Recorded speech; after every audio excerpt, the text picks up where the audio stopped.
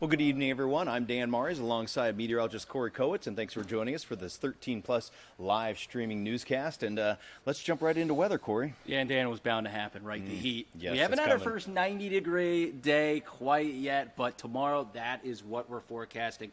Say a little hint of that today with a nice warm-up. Dan, if you stepped outside, it was a beautiful day today. And here's a look at Mount Bigelow. Sun is setting, a beauty of an evening. Clear skies in the mid-70s. Yeah, that is about as good as it gets. Well, here's the reason why we warmed up a good deal today. That high pressure is moving in from the west, keeping us dry and warm. Look at the high temperatures today. Really nice region-wide. Got up to 83 today in Tucson, 77 in Douglas, 79 Safford, 76 in Sierra Vista, and all the way out in Ajo there, they got to the mid-80s. Tomorrow, though, even warmer, expecting our warmest slash maybe even hottest, right? You can use hot at 90, right, Dan? What do you think? I agree. I think, at least for Relatively me, speaking. Relatively. Maybe when we're in the thick of things, in spring or, summer especially, 90 degrees, maybe we wouldn't call it hot. But their first 90-degree day, yeah, let's call it hot. Let's say 90 degrees in Tucson, 91 in Ajo, 85 Nogales, 82 in Sierra Vista, expected to be our hottest slash warmest day of the year thus far. Well, here's a good way to cool down, right? Pool forecast. I haven't used this very frequently or lately. 9 a.m. already at 70 degrees, 86 by noon, 90 at 3 o'clock, and still in the high 80s by 6 with crystal clear skies expected again for tomorrow. All right, so normally our first 90-degree day, we're a little late to the party because tomorrow will be April 11th. Our normal first 90-degree day is March 30th. The earliest, if you can believe, in the middle of February. The latest, though, it has taken a while, though, May 16th. So, right, it begs the question, right, hundreds, right, because we're getting there eventually, right, you can't run from it. Normally, our first 100-degree day, it's coming, should be next month, the middle of the next month. The average is May 18th. The earliest, though, is April 19th, which would be, check the calendar, that would be 9 days from now. We're not expecting that, but it is possible, right, according to climatology. Not expecting it, though, right, so let's not think about that too much.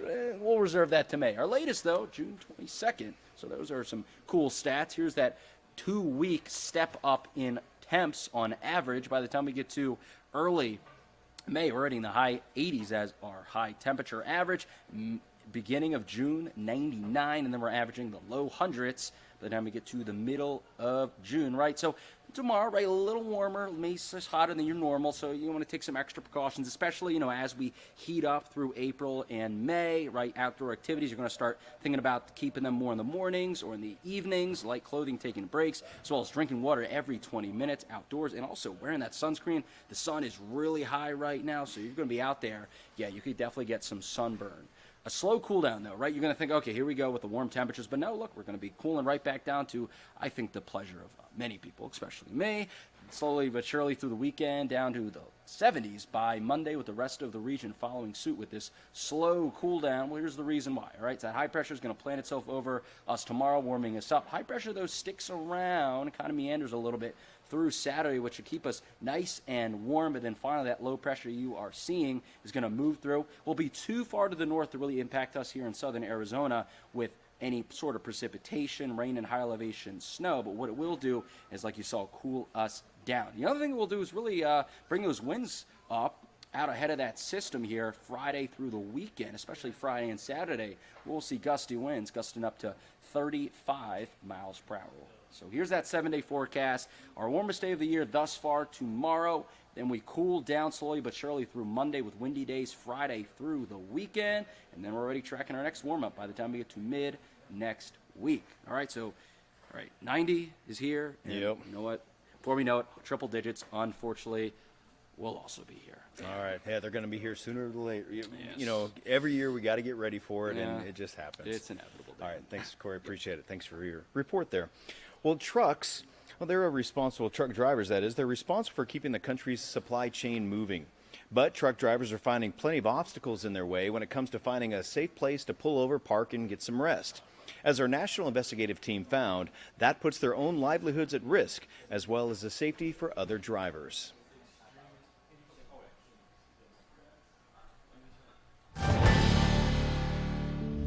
Trucks move 2/3 of the nation's freight, but a parking problem is having a costly impact on supply chains, driver health, and highway safety. I'm Tisha Pell. And I'm Lee Zurich. According to the American Trucking Associations, nearly every driver says they regularly have issues finding a safe parking spot. And shortages exist across the country, forcing a majority of drivers to break federal rules that require rest. The ATA says truck drivers typically spend 56 minutes of valuable drive time a day looking for available parking. And that time costs the average driver about $5,500 in lost annual compensation, or a 12% pay cut. When a designated truck spot isn't available, some drivers park on the shoulder of ramps and highways. And while the risks are known, finding a solution may not be as clear. Investigative reporter Susan L. Corey has an in-depth look at how the rules vary by state and what's being done to curb the problem. When the sun sets, there's a shift in speed on interstates. It's a disaster. As truck drivers race to find parking. There's no telling if there's going to be parking available.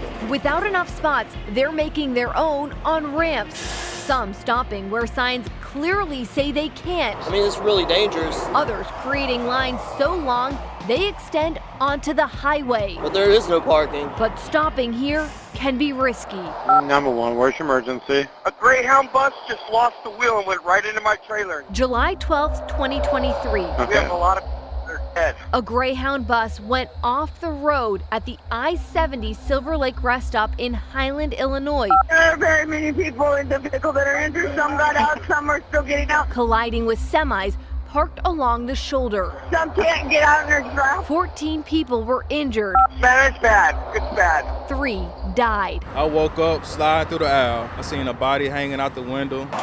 While the danger is clear, parking problems aren't slowing down. The latest numbers from the federal government estimates in 2020 there were 30,000 crashes involving trucks on the shoulder or roadside. Of those, 457 were deadly. We hit the road to see how often it's happening in the St. Louis region. We spent hours on the interstate from nightfall to early morning. It didn't take long to see dozens of trucks forming lines on ramps. It was off the road enough to take a break here. And stopping where they know it's illegal. Just wanted to know about why you stopped on the shoulder. Oh, that's about right. Because I seen the other trucks, so that usually means there ain't no parking on the rest area. Drivers we asked don't see an easy solution. No matter where you go, you're fighting for parking. Terry McFadden has spent 10 years traveling across the country. I mean, I got here and I had to play the make your own parking game. Fortunately, I stayed up until this spot cleared out. Federal law requires truckers to take breaks.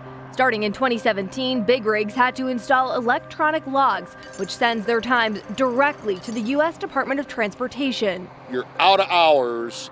It's either take the guaranteed spot back on the ramp or roll through, find that there isn't any parking, and then how far do you got to go to find parking again? State laws on parking vary. In Illinois, it's illegal to park overnight on highway shoulders.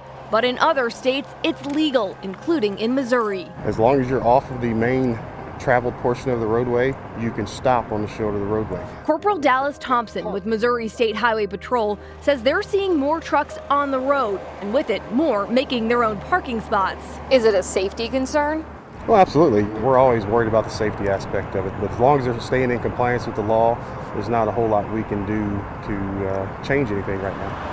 Parking is so scarce, the trucking industry estimates there's one spot for every 11 truckers.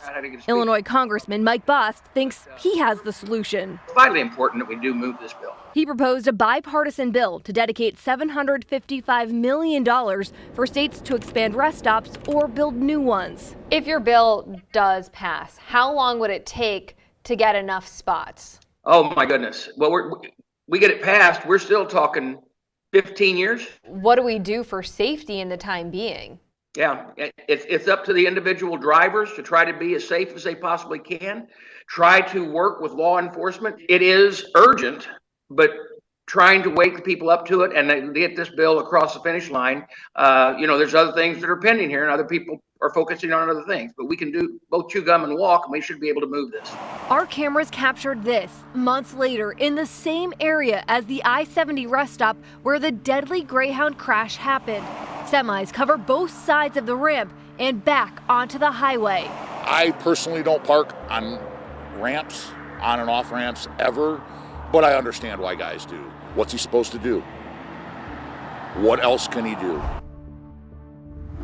We looked into how often enforcement is happening in Illinois, where parking on the shoulders of ramps and highways is illegal.